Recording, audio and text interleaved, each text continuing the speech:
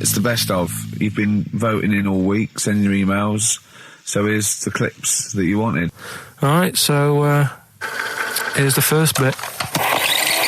So anyway, I found these things. Do you want to hear? Yeah. So what's this? Explain this again. Right, so I got back off holiday. The first job I found out I've got to do is work with Ricky for a voiceover. I do a regular thing, I do X-Ray magazine, but I'm allowed to make the script up, and they said I could, so I did. Right, so imagine this. Well, I know you, Rick, and I know you like to put a lot of work into these things. Yeah. You want to do a good job. So he rolls up, he says, let's do it then. He said, what's in the magazine? I said, well, here's a selection of stuff. This is what you've got to sell. He said, leave it with me. He goes into the little booth, and the first one he comes up with is this little advert for it, right? X-Ray magazine, it's out now. It's £3.50 May edition, music of tomorrow, Dandy Warhol's picture, and there's a free CD with all the Placebo and the Donners, and Smog, and Nightmares on Wax, Alpine All Stars. Only £3.50, it's out now, buy it, innit? Have you got a sore throat there? Well, that's all right, isn't it? And he was going, you can't. I said, we are doing that. I've done one. That is it. That's it. So I persuaded him. He went, right, okay, we can possibly put that on XFM, right? I'll have to see, right? And so I wouldn't do it again. And he went, but you need one for Capital.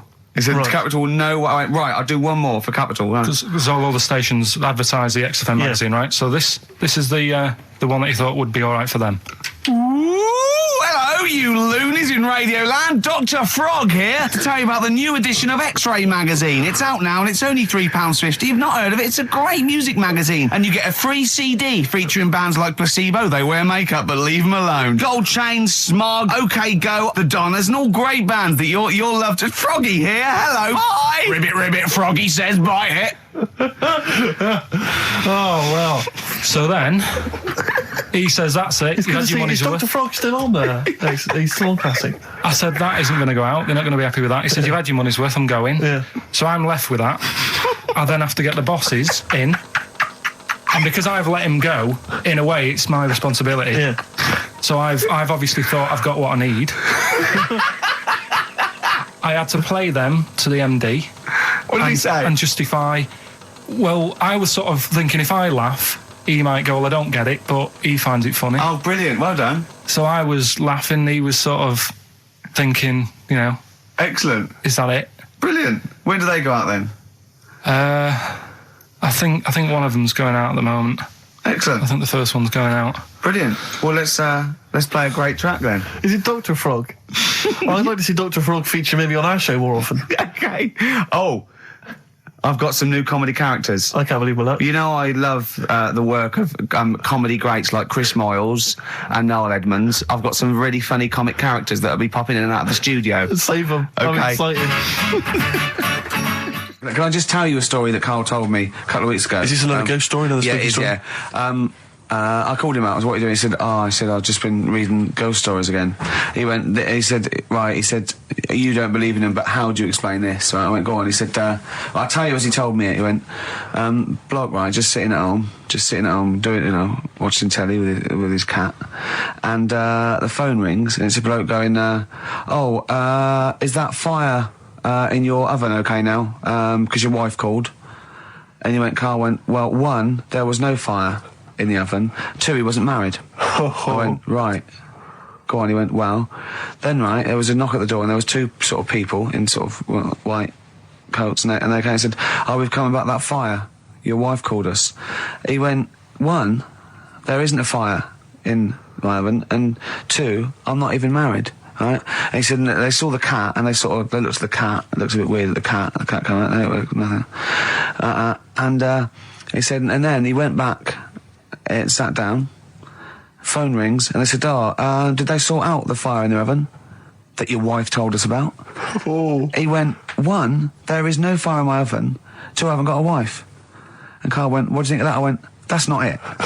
He went, yeah. I went, that's the end of the story. What?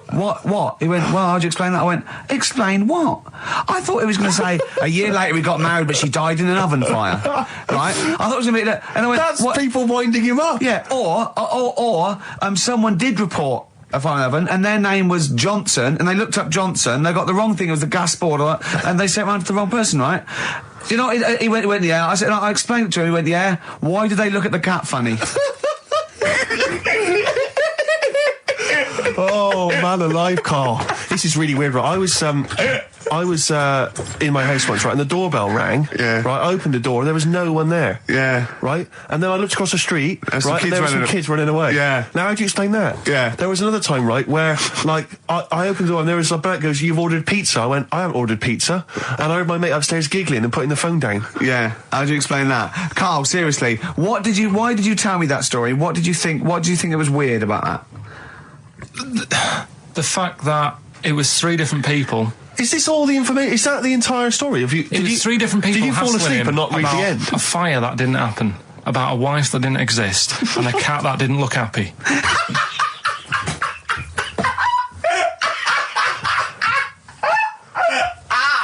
Oh, I'm gonna have a heart attack, Carl. What? I mean, why did they look at the cat funny? Because cats don't like spirits, do they? What? The other blokes were ghosts? Yeah. Yeah, that's it. So these are kind of beetle about type ghosts. These are ghosts who walk the earth as the undead, just winding people up slightly. That's lovely. That is lovely. seriously, and a cat Carl- that did not look happy. But seriously, why would ghosts wander around just like winding people up? Oh, Maybe something did happen there years ago. Some fire, some woman might have died in a house of a fire or something. Yeah. And it sort of all happened again. Bit of a, Yeah, it's certainly a mystery. I mean, if you don't it's a believe- mystery. I mean, I can't. What's this book you were reading? You were reading a book, which is interesting enough. It was the for tea and Times. Oh, Carl. Yeah. Well, I don't know. alive. I don't know what to say. Yeah. Right. Okay. Educating Ricky, part 2. Right. I'm committed to this treatment. Yeah. Is one. Oh, of I've them. got to go for that one. Yeah. Yeah. Or the other one is the police are causing a bit of a stir. He still says it like it's the best thing he's ever come up with, which in a way is. It could be. Right, go on then. I'm committed to this treatment. Right. Do you know the saying? Is it just sayings now? Are they all sayings? This No, week? no, they're not. Okay. No, the other one isn't. Frog in your throat. The saying, "There's a frog in your throat." Yeah. I assume it's when you croak a little bit. You sound like a frog. No. Right. Might seem a bit weird, this one. Right. But years ago. Oh yeah. Sorry, well, what is that clue? Committed to this treatment? It's about frogs committed.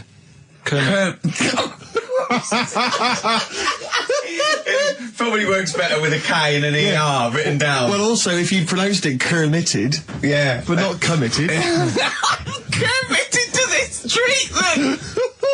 Right, go on then. That's genius. So yeah. Well, what? You go to the doctors and you go with throat hurting a bit. Right. And what they did ages ago. Ages ago? What year was this approximately? We are going back quite a bit with this one. Oh, okay, go on. And the doctor would say. Did history. Imagine years ago. Go on. And the doctor would say, right, keep your mouth open and I need to look at your tonsils. And the jaw would ache a bit because they weren't as quick back then because they didn't have the technology and stuff, and they'd have to like stare at it and study it and stuff. And like they get an achy jaw, right? Keeping their mouth open. Yeah, like you get, Yeah. you eat a Mars bar or whatever. So they'd sat there and they used to always close their mouth, and it used to annoy the doctor. Right? Oh. So what they did, they used to get a toad, Right. and put it in the mouth. Rubbish. Okay. Keep talking. Keep talking. And that way they couldn't close the mouth because either they'd squash it, Right. or apparently you're not allowed to lick a toad's back. So the doctor would have them for breaking the law? No, but it's poisonous, right? A toad's back. You should never lick a toad's back. Or put it in your mouth, really. Oh, just stop for a second. Wait. What? Can I just ask one question? Go on, Can I yeah, just go ask on. one question? I've got a few, but no, go on. sure. My initial thought is, it sounds like a brilliant bit of sort of medical knowledge there. It's a great idea. Yeah. My only thought is, how does the doctor see past the toad? Yeah. At your tonsils? What's he actually looking at with the mouth open? Surely the toad is Isn't in it the like hopping way. around in the way? It didn't say. Sorry, and my first question is, was this on the internet? Yeah. Yeah, okay. Carl, that is bollocks. That is, I mean... Well, all right then. Let's turn this round. Where does the saying, you got a frog in your throat come from? Probably because you sound a bit croaky. Probably that. Probably because you sound a little bit like a frog when you've got a sore throat. Carl, did you not question it just for a moment when you read it? just for a second, didn't you think that seems an odd approach? Firstly, why a frog of all the different because species? it's poisonous. A toad. So a toad, so it's a toad as well. Yeah, well, that it worked. I'm committed. Worked. No, My point is it's frog in the throat. I was going to change it to. Have you heard the news, Toad Day? But I went with the frog. Oh God! Right, so that's think rubbish. about it. So that's rubbish. Next, can I have? Let's play a tune. Let's come up with the God. last one. Can I just say? No, just play it. Just play it. Yeah. Yo, Carl. 104.9 XFM. Hello, I'm Karl. Ricky Gervais and Steve aren't here, so we're playing through some of the best bits. I say the best bits. It's the bits that came across first. I mean, I'm not wasting my time. I'm a busy man. You know what I mean? So here's another bit. But I was in the cinema. It's not long ago, and I went to see that. It was I think I was off to see that film, Crouching Tiger, Hidden Dragon, or whatever it's called. You know, Well, they could be on the phone for that because there's subtitles. So it's not going to ruin it, is it? It wasn't her. I was sat next to another woman. She was crunching, a big fat woman. No, but he's got a good point there. Loads of people could be on the phone in there and it wouldn't sort of niggle you. Fine. Well, at least we've cleared that. Imagine if that was true. Well, because it's like when you go on the tube and read a paper. There's loads of noise, but you can still concentrate, can't you? He's got you. Do you know what That's I mean? such a great point, isn't it? Right, yeah, because it's so easy to lose yourself in that magic realism world, you know, with all the sound effects and music and surging, exciting noise, and there's a woman clattering on going, yeah, well, I'll probably meet you later, Stange. Should we get some Diamond White in and around by the park? Yeah. Switch off. I do it. Yeah, but we know what you're like. Yeah, you can switch off, Carl. It's like you can turn your ears off. That's the skill you have. It's not the ears, it's the behind the ears. Yeah. It's the process that between the ears and the brain that you can switch off. So we can still hear all these things like a cat. But I was in there, there was this woman sat next to me, she was a big fan one, she was crunching on some popcorn. Again, that's a crime. Why they're selling popcorn in cinemas? I don't understand why She the needs to noisiest... eat regularly, she's Why fat. the noisiest food in a cinema? Yeah. I don't understand why that's come about. Yeah. Really makes me angry. Yeah. She's right. Smoothies. We want smoothies without straws. Exactly. The trailer for that film AI, Artificial Intelligence, came on. Do you remember that? And the tagline was, David is 11 years old. He weighs 60 pounds. He's 4'6" tall. He has brown hair. His love is real, but he is not. Oh, yeah. And she just went, how old was he again? To her boyfriend. Right?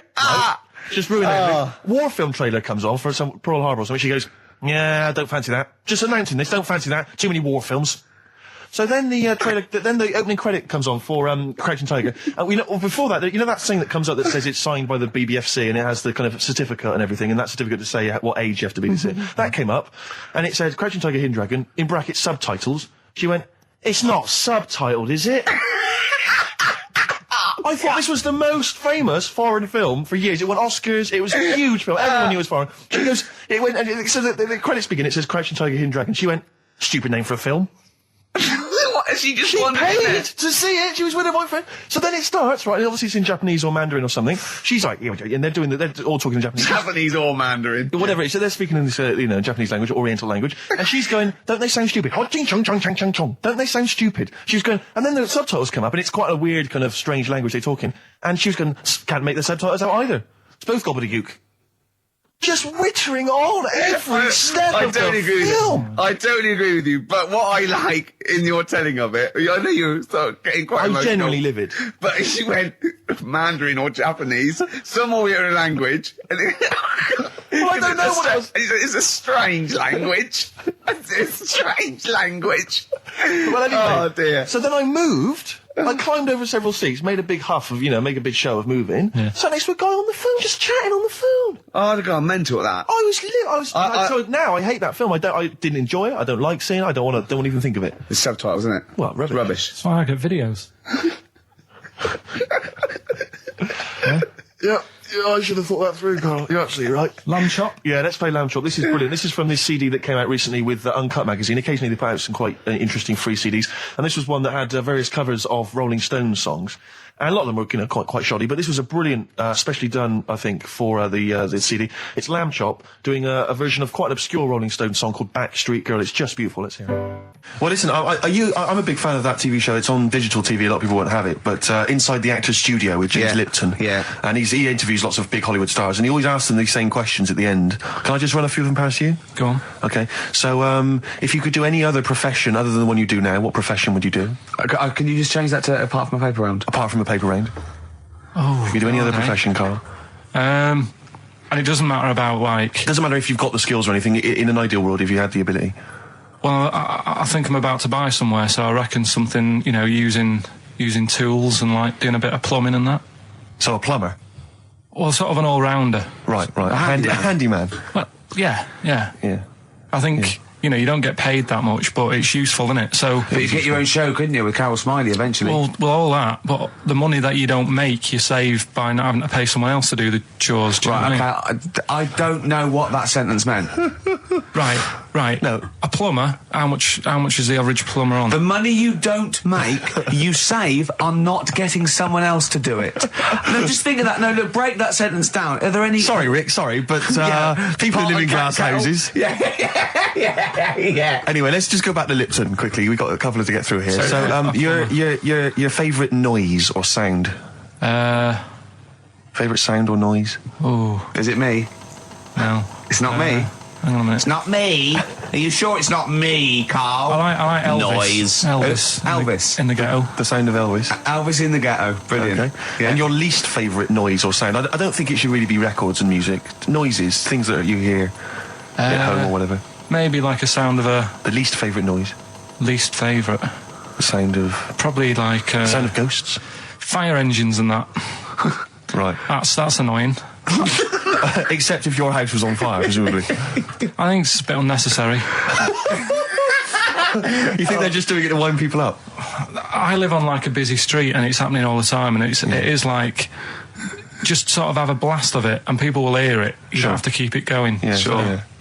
So that is pretty annoying. And if heaven exists, Carl, when you get to the pearly gates, what would you like God to say to you as he welcomes you into heaven? What would you like God to say to you? Who asks these? What show's this? It's a programme where celebrities are interviewed by a guy, an American interviewer, and he always asks these questions at the very end. What would I say to God? What would you say to God if you believed in heaven, and if heaven exists, when you eventually go up to heaven and you're welcomed in through the gates in your God, parka and your Stussy t-shirt and your... What do you want God to say to you as he welcomes you in? Say, you all right? Don't know, just be friendly.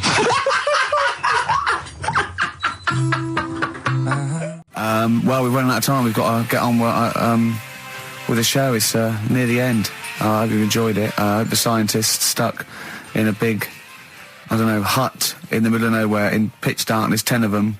I imagine they've been fascinated, Rick, by the finger up the arse discussion. We had Chinese don't age well, gingers, all that. The big fat kid. Well, actually, they're probably secure in the knowledge that if they want to kill some time and it's dark, there's nothing better than stick your finger up someone else's arse. Exactly. So enjoy that. But they've been hanging on for Rockbusters clues, I imagine.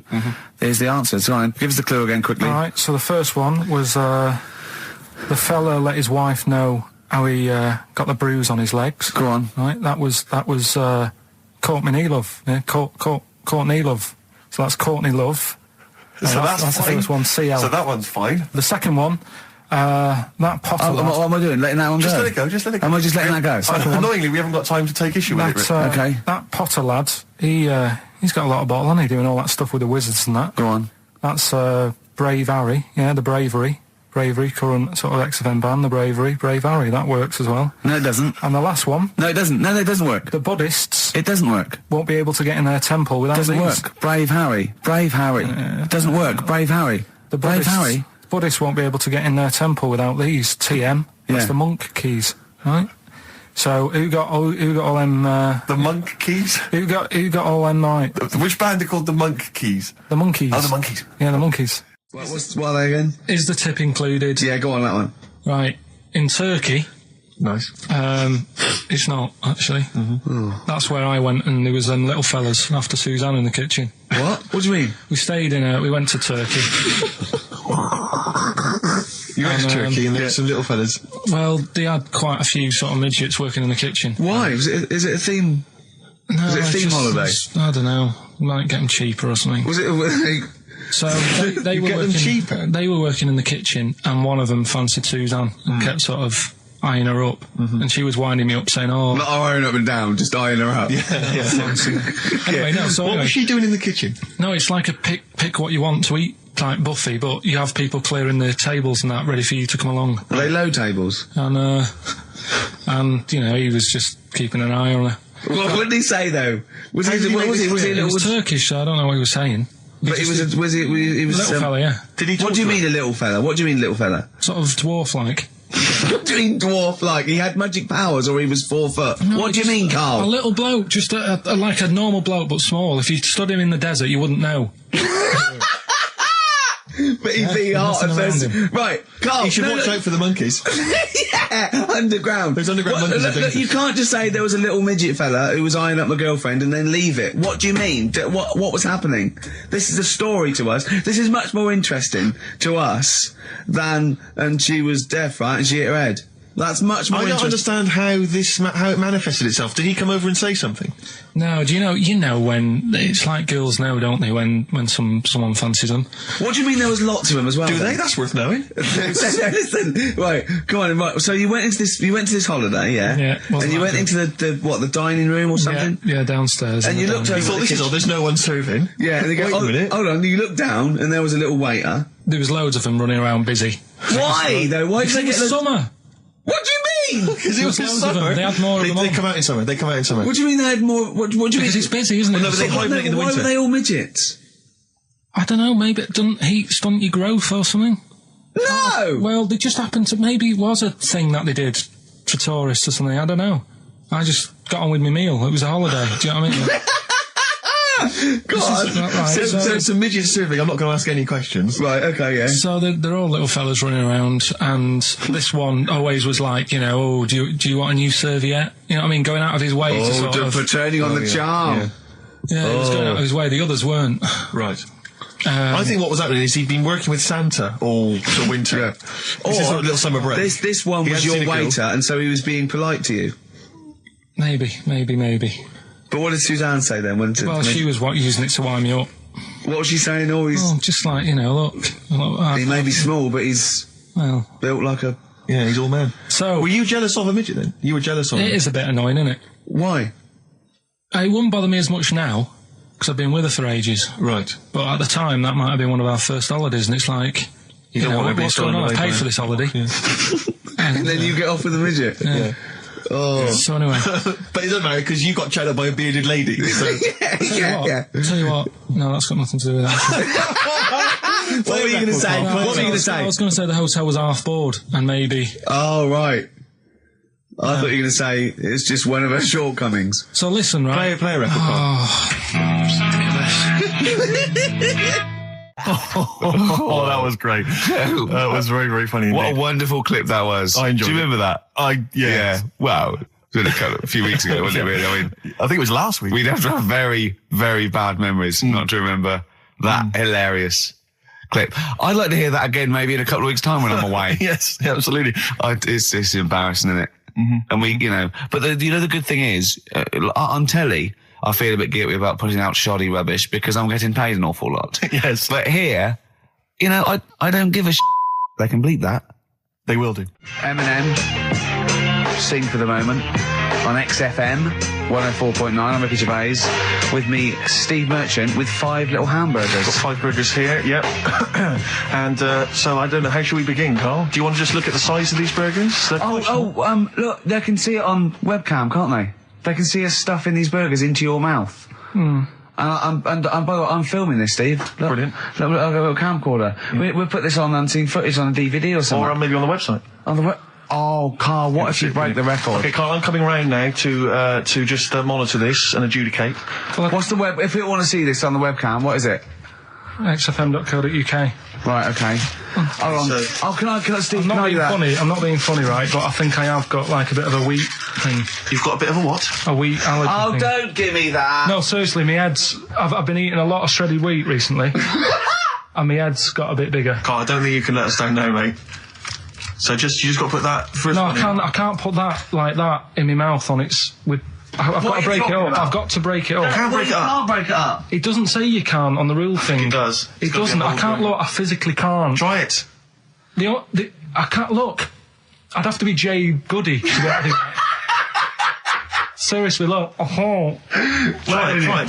Yeah, I know, but you're not approaching it right. That's it. Come on! That's all. Oh, God, he's not going to do one! Keep going. That's good work. Keep going. How does he get three in? Keep pushing. Ease it Keep in. pushing. Ease it Keep in. pushing. Get one in at least. Ease it Get in. one in at least. Get one in. Ease it in. Get one in. Push it. That's one. Let's go for another one. I reckon you got to rip it up a bit. Okay, do that then. See how many you can get in. You got to get in two. No, just one. No. Well, it's don't three, rip it up and pack it in. What do you do? Pack your cheeks first. Honestly, Steve, my head is swelling a bit because I have got a wheat thing, a wheat allergy. That'd be good then, there'd be more room. Right, okay, look, Carl is now just sticking it in his cheek. Yeah. Don't eat any. You can't swallow any. It's like a hamster. You've got to work like a hamster. Yeah, stick it in. Come on. He looks like Marlon Brando in The Godfather. Come on. Don't lose any yet. Right. Pack it in, then use your fingers to pack it in. Come on. Wedge it in. Like you're grating the bath. I can't do this either. Keep going. Keep going, don't give up so early. This is part of the problem. You just give up, Carl, too quickly. You failed again. It's like your history O level. Come on, Carl. Come on. Do something well. Succeed at something. Push it in. You've got nearly a half a burger there. Oh, I'll come round there. You're chewing. Don't chew. I've got a bit of food. I don't know what he said, but... Is that a whole one? No, it's not. I can see bits left. Come on, Carl. Come on, keep working at it. We keep working at it. But there's so much space in your mouth, I can see it. He's going red. Okay, we'll do another one. We're doing another one. That one then. We're doing a... Oh, are you alright? Are you going to be sick? Are you alright? Alright. Oh God, should we play a record? He's making my eyes water now. Okay, I'll find a different one for you. Find a different one for What him. about most grapes eaten in 3 minutes? I'll go. Do you want to do that? Grapes are easy, aren't they? That's easy. Great. Come on, grapes are easy. Come on, don't make him laugh. He's choking. He's choking. Oh, Carl. Quick! Keep going, Carl. Come on! What happened? Did you just throw up? No! Don't make him laugh! Oh, Come on! we can make wine. Come on, Carl. You're doing so well, Carl. mate. How long to go? Come on. Only... Why are you making him laugh? That was a world record attempt. Come on. He's over. Keep going. Come on! You got 25 seconds. Come on. Oh, I think that was a shame actually because you were doing well, but something went wrong. I know, and I think those are bigger grapes than the ones I've seen before. They're quite big grapes. Look at his face, he looks so despondent. Come on, Carl, 8 seconds. Just a few more. 5. Come on, what's the matter? 2, 1. It's all over, Carl. It's all over. Better count how many you did. You can get good at this. We can get good at this over the weeks. I think that was a fairly pitiful attempt, actually. I really thought you had a... It's interesting, actually. These are harder records than you might think. Yeah, I know. 6, 8, 10. How do you feel after that record-breaking attempt? Not happy with that. What are you not happy about? The fella who did it, was he in hospital and just had loads of grapes? I was bored. I'm sure he wasn't producing a radio programme, that's for sure. Well, to be fair, neither are you. What was tricky about it? What did you find hard? I think having Ricky standing over me, sort of shouting, "Go on!" isn't normal. No. But that wasn't... He hasn't eaten any! Hold on, that's 50 left. That's quite a poor attempt then, by the seam of it. Would you think about trying to maybe do that again in a couple of weeks? Would you do some practice and try that again? No, leave it. Leave it for the experts. And I noticed a tricky point. Maybe sort of when you had about 50 seconds to go, you seemed to be spewing things into the bin. What was that? Again, mainly Ricky standing over me. Sort of. 88. He's got 88 left. Okay, so what's the mental arithmetic there? Because we put how many in? It was 150 in the thing, wasn't it? What did I say? What did I say I had left? Well, I'm not doing it again. 88. So He had 88 left. So 62. God, you're only at 62. What's the matter with you, Carl? There's people start you at 62. That is rubbish. That's disappointment. Let's leave that. You failed on 2 world record attempts there. 62, and the record's that is rubbish. What were you doing? Oh, yeah, but like I said, I've got a small throat. I can't drink a drink quick. Ever since the Mr. Freeze Pops when I was 6, that I nearly choked on, I nearly died on, I can't go back. It'd be like asking, I don't know, someone who got run over to play Frogger or something. What's Frogger? Where is this something that happened to a friend of yours, or is this? No, I read about it. You read about it, okay. There's this little lad, right? Okay. First of all, it's years ago, right? When they didn't have decent doctors in like every town and that. Yeah. And this little kid is dead ill, right? Yeah. And the local doctor. Well, there's a phone call involved, so I don't really get the impression that it's like medieval times. Yeah. Yeah. But I didn't say that. I just said it's years ago. So this kid's ill, right? Yeah. And he's lying in the bed, and he's all going funny colour and that. Yeah. And his mum says, I'm going to get the local doctor around. The local doctor comes round, and she says, so I don't know what's up with him. He said, leave it with me. Leave it with me. He said, the doctor said that. I'll have he said I'll phone up a top doctor. Okay. Who was in America or something like that. And so he goes to the phone in his office and he calls America, and because it's years ago, the phone line isn't that good, it's all crackly and that, right? Yeah. So he's talking to the doctor and he's saying, I've got this kid, he's a funny colour, and he's really weak and that. I don't know what's he's not giving him much to go on. Right? Sure. So the American doctor, right? Yeah. He goes, yeah, what you want to do? And it's all breaking up, right? Yeah. He goes, what you got to do? You got to, it's all breaking up. You've got to give him some, parrot's blood, right? Some parrot's blood? Well, that's what he thought he said, but the line was really bad. Yeah. He meant parent's blood, but he heard that he said parrot's blood. He said, right, I'll do that, leave it with me. I can see where this is going. He goes to, a pet shop. Yeah. He says, give us like half a dozen parrots. Sure. Takes them round to the kid's house, takes the blood from the parrots, puts it into the kid's fine. The kid's fine? It worked. Such a load of shite in my life.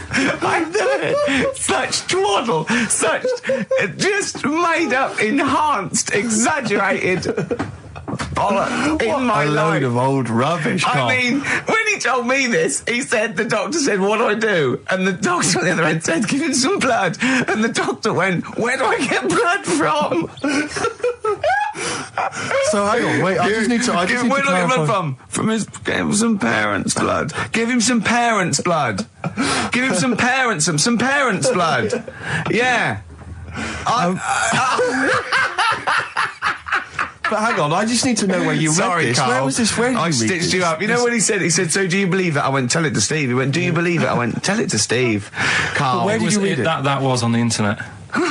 What? Where is it on the internet? Badly Drawn Boy on XFM 104.9. I'm Ricky Gervais, with me Steve Merchant and Karl Pilkington. I'll tell you what, the Stoney's then. Oh. This Thursday at the Grosvenor House Hotel. Yeah. Everyone in Radio's Anyone has entered their show in different categories, saying, they get it down to, winners this year included the brilliant Dominic Mohan, former showbiz editor of The Sun. Lots of people won. Lots of people won gold. Lots of people won silver.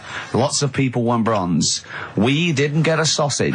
Nothing. This show was deemed not worthy of anything. I mean, not a look in. The panel looked at it and said, well, no, definitely not. Radio. Didn't get a vote. See, that annoys me on so many levels. Let me tell you. One, right? I've never complained about losing an award. Okay, ever. Yeah, mainly in TV. I know we've won a lot, but we've been beaten by Peter Kay. Good luck to him. He's brilliant. Beaten by Phoenix Nights, the sitcom. A lot of people like that more than the Oscars, vice versa. Right? No qualms. But the shoddy shite that I heard that night beating us, I was furious. I don't understand. There's people, regional, it sounds like hospital radio, right? I mean, I shouldn't even be on XFM. I thought, you know, it's beneath me. Yeah. And I thought, well, give them a hand, right? Let's show them. And I want to know who the panel was as well.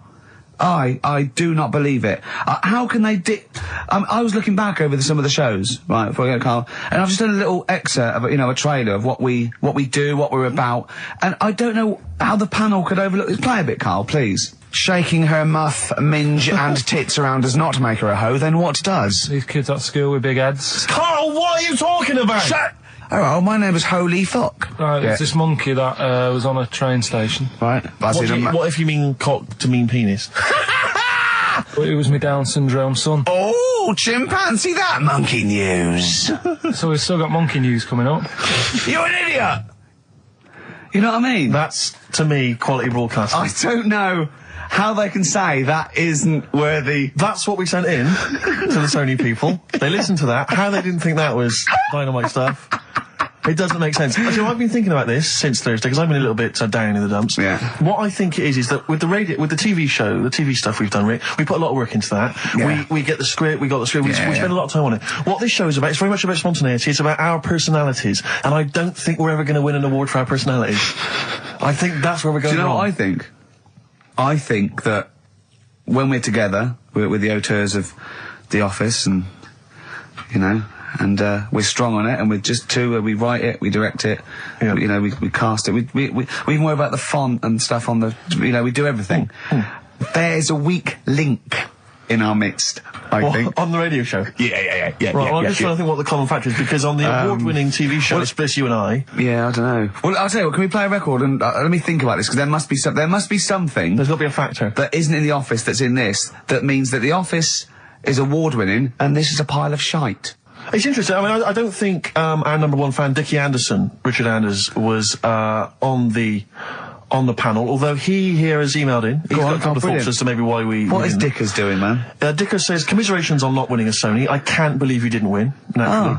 I mean, apart from your show's obvious lack of quality and effort, having a monkey for a producer, offering the biggest load of tat as competition prizes, saying hairy Chinese kid 48 times every show, Rockbusters, not bothering to turn up for weeks on end, only having 3 listeners, introducing the comedy characters Camp David, Harry Fook, which I think he spelt wrong there, Stephen Merchant. I'm not a character. Apart from insulting every race, religion and sexual orientation, bickering like schoolgirls... We haven't done everyone yet. We have not insulted everyone yet. There's loads to go. Despite the fact you generally bring misery into the lives of anyone who listens, I thought you were surefire winners. Better luck next year. Well... I mean, a couple of constructive, you know, criticisms there, but generally, I still can't nail it. Was he on the panel? Well, I don't think so. Well, he's a fan, so... Yeah. Well, no, he's clearly a fan. I mean, he obviously loves the show. He has hit the nail on the head. Oh. Which... Yeah. But, what should we do? Should we give up or should we try harder? That's always my dilemma in life. Sure, yeah. I mean, I've always gone for the first one. Give up? Yeah, why bother? Yeah. If they can't see, just give us the award. Yeah. And then worry about it later, and we won't let them down. Yeah. Now they've got blood on their hands. We're gonna. Yeah. What should we do? To give a couple of months notice? I think so. Okay. Well, there you go. I mean, seriously. I mean, I think. I'm being serious. I'm not being wacky now. We haven't told Andrew, but I think we've won our course with this show. Yeah. So let's. Okay, we'll give it a month, and it's because the Sonys didn't give us anything. Play a record. Yeah. There you go. You got to do a bit longer than that. No, we haven't. Got to give a month's notice. No, you got to work till about September if you're gonna. No, we haven't. No, we give a month's notice. We'd, whatever, give the money back or something. Well, you give your money back. Yeah, I know. What are you going to spend your 80 quid on? True. Oh, that's a wonderful, wonderful clip, and a great record that preceded or followed it. I'm not sure. But could I make some dedications? Yeah. Because I last week. Just before we had to come in to record this, I popped out trying to get onto the tube, and I had a nightmare because there were millions of protesters, so-called protesters. Now, a lot of them obviously doing good work. There was one fella, I think you'd have appreciated it, because I know you are very politically active, and I think this guy has really studied hard, and he's realised the best way to make his voice heard on the international political stage is to ride around on a tricycle wearing a jester's hat. He was really shaking up the bloody government. I wouldn't want to be George W. Bush about now. Not indeed. Once he sees that. Once he sees that guy. Imagine his aides rushing in and going, George W., look at this guy. Where's that? That's in London, England. Okay, Carl off the forces. Is that a large tricycle? Yeah. Is he wearing a nappy? Get me Colin Powell. Why'd you call him Colin, not Colin? It's the way he likes it. Don't about. Just call off the troops. There's a in a jester's hat. Call the troops off. Just bleep some of those bits. Right, here's the last clues of the year. You had, there's a load of letters there asking for advice. Put them on Claire's desk. That was F. That was for foreigner. Foreigner. I don't know what you mean. Claire Rayner. She took advice. She gave people advice. So that's a foreigner. That is shit. Right. I'm sorry. That may be Christmas. That is absolute garbage. A lot of people got the right answer. I know. Well, that annoys me even more. Number The 2. second one, ask your mum. Foreigner. Yeah. Foreigner. Second one, ask your mum if you should. That was S. That was Shalimar. Shalimar. Right? No, bizarrely, what was the clue there? Ask your mum if you should. No, we got a lot of people saying Smashing Pumpkins as the answer to that. But I don't know who's saying that to their mum. Smashing Pumpkins. Merry Christmas, Mum. Smashing Thanks Pumpkins. very much. Nice bollocks. Yeah, exactly. Oh, that's great. That's great. Right. Smashing Pumpkins. Your dad bought them for me for Christmas. Yeah. And the last one, Lovely plums. What, my Victorias? Oh, God. right, we've got to wrap it up. Come on, then. A couple of people were arguing in the supermarket at the fruit and veg counter. That was B. That was banana drama. They were like having an argument. What do you mean banana drama? What, no, wait. What group is banana drama? What group is banana drama? So, You're a fool. You're a twat. When you say that, but you accuse Carl of that. You're also accusing lots of the listeners, including the winner, Nicola Rogers of London, and she wins those great prizes, and she got them bang on. So Banana drama. so can we finish there now? Yeah. Yeah, What do you mean? What do you mean? Can we finish there now? Just play the ads and go. What? No, what are you talking about? We're going to play Johnny Play River all day. that then. Goodness me, Carl, look at you. We haven't got time. Merry Christmas, Carl. Merry Christmas, Carl. Enjoy the show. Let's give him a little kiss. Oh, a little kiss. Oh, no, I with can't. tongues, it's Christmas. No, don't. Stop messing about. Get up! Ricky Gervais, Steve Merchant, and Karl Pilkington. Not done a lot. Maybe you should earn your money as you get to Mondays off for this 2 hours of nonsense. What are you on about? I've done loads of stuff. Yeah. Right. Same old. Yeah. Let's have something new, something Come on. fresh. Well, I've been looking around, right, on the internet for stuff. On the internet. Yeah. Your Bible, where you get all your information about the world and the universe and morality from. And you know, like, how I always say to you, I don't really read that much of it, I just read the headline, Perfect. right? Yeah. Anna Nova have sort of nicked that idea to grab you. Nicked what idea? Well, to sort of get to the meat straight away at the top. Do you know what I mean? The headline to the story and everything. What? Right, these are But stories. the headlines already existed. That was why you thought that was a good not idea. like this, though. All right. Headline. Oh, these are all headlines, right? Vibrating shoes could stop elderly falling. Do you know what I mean? Oh, God. You don't need... Vibrating shoes could stop elderly falling. Yeah, that's the story. You don't need to read on. That's what I'm saying. Well, Right, could you because read on anyway? Can't be bothered. Read on anyway. Well, Read... you have a look at that in a bit, right? All right. So, Okay, it's so what- interesting. This is frustrating radio if you're sitting at home. No, well, but it's not on. They've turned it off. If you want to know more, you know where to go. That's what I'm saying. That's what they should do in the news. Get the news done in Bong. a minute. There's a good story about Iraq. Right. Bong. Have a- look it up. Look it up on the internet. Anna Nova. Give us another bong. Bong. Family sick of living on Butthole Road. Oh, brilliant. Bong. Man wears same shoes for 60 years. Oh, bong. This isn't that good. Some fella pulls a train with his teeth. And in lighter news. I remember that. General Donald, this one is very good. And the last one, man fails to break clothes pegs on face record. She's always good. Well, that's the one I did read on about. I love that, all those. That's the one he went on about. Go on then. Just Why is that news? He fails to make a record. So did I today. I know, yeah. I failed the long jump record today. Yeah. Didn't even take part. No, I was rubbish. But what are the rules on world records and that? I don't know if there are rules. There are certain things you can't. I mean, it's the Guinness Book of Records, isn't it? Really, that's the arbiter, isn't it? Yeah, but is there anything, if you said you wanted to do it, would they say, well, you can't do that? Yeah, they've stopped some gluttony records, obviously things that are in danger. It's anything that's illegal. Yeah, anything that's immoral. Yeah, like that American serial killer that just got discovered. Yeah. Having killed 47 women. I don't think he can make that into the Guinness Book of Records. No, because people would be trying to beat it, won't they? But there was some other story about a fella eating watches and that. That can't be good for you. So why don't they say, look, don't do that, do something else? He wanted to stay regular. Do you know what I mean? Though? I just wondered. What do you mean he was eating watches? He just said he was eating watches. He got about 3 in about a minute. How could he time it? Do you know what I mean, though? Look at Carl. I love that look at Carl. Carl is looking back and forth. You know when you sort of you go to a cat and it looks back and forth between two people? That's very much like Carl's looking at us now. Or when, like, a child sees a midget or something in the street. They're just transfixed, aren't they? And the parents go, don't stare. When we were pushing Ash, as our producer's in a wheelchair, and we were pushing him through the VC. He's not a midget, we should make that. No, he's not a little midget. He's not tall. But we were pushing him through the VC, and this little kid just came up and just stood in front of him and looked at him. Yeah. I just laughed. It was funny. Do you do that? I imagine you get caught staring at things. Do you go up to people? Do you go up to people with problems and go, "Mummy, is that a monster?" Well, I was telling you one about when I used to go with my dad in the taxi. Oh yeah, What tell us happened? this story.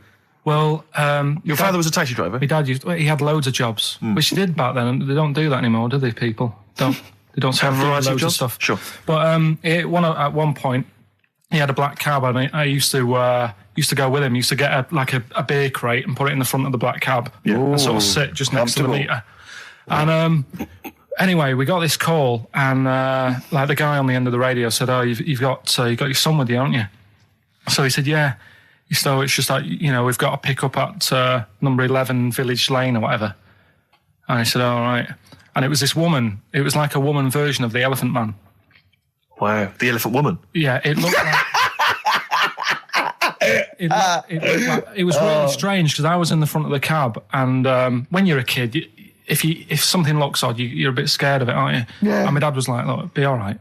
And we're driving towards her. Look, don't worry, son. I've got loads of buns. And just to I think give I'll you- just throw one down the street if you run after You're it. being mean, right? I am a little bit. So Yeah. how old were you, 18? No, I was about 12 or something like that, 11, 12. And as we got closer to her, it looked like she was holding like a bag of spuds on her shoulder, For a snack. Right. and her head was all a bit mangled and messy and that.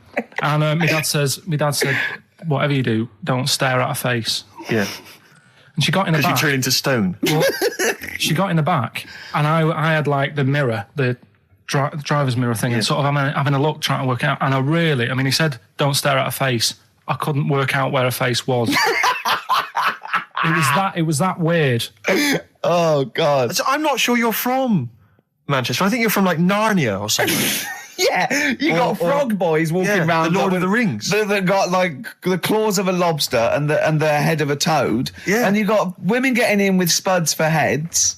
I mean, what This is not Manchester. is This is not the place you grew up. This is mad. Oh, you can't believe it in London, can you? You come down and go, look, symmetry. It must be amazing. It must be a thing to do with upbringing now, mustn't it? And because, again, do you know, I've said to you before, years ago, when I was a kid and didn't have any worries, good-looking lad, you go through it a bit, have a few more worries, and you look knackered. Now, back there's a lot more worries and stuff, so you get a lot more freaks. Whereas in London, everyone's like happy, aren't they? I love the fact that stress can cause your fingers to fuse and your heads to grow. No, but if She must have been really stressed to have a head like Yeah. She what Bag of was sluts. what was she, an accountant or something? you know what I mean. But what did she do? What did she say? Where when was she got in? going, by the way? She couldn't speak. London Zoo, please. I think she was going to like To the fair. shop. Seriously, honest to God.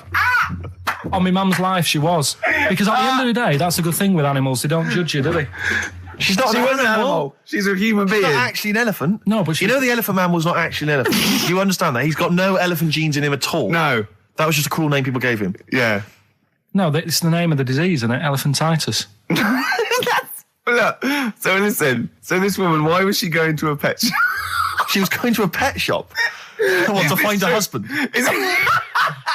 Like, play a song. Is this true? No, it is true, yeah. Oh, God. I'm not taking the mickey because it must be so really bad for you. Of course it is. Carl, I need to ask. I'm going on to you today about cutting myself shaving. Yeah. I was going on about that. To think that she's probably not alive now, but to think... But you're saying that you're going to say this is a worse problem than a little cut shaving, aren't you? Yeah. Yeah. Do you know what I mean? I think you're right. Carl, you worry about. there's a couple of key questions I need to ask. One, if she couldn't talk, Yeah. how did she tell your father where to drive it? Did she have it Probably written got on a some note? help Did she for that. point with her nose? Yeah. Right, this has got silly. Pick your song. But and also, finally, where did you say she lived again? It was like in a village, a little small village. Right. Just hidden out of the way. All I'm saying is we could maybe get like some sort of coach, book some coaches, get a coach party up there to have a look at her. Take some photos. And now, You can make some lemonade. the offspring of a woman and some spuds. Yeah.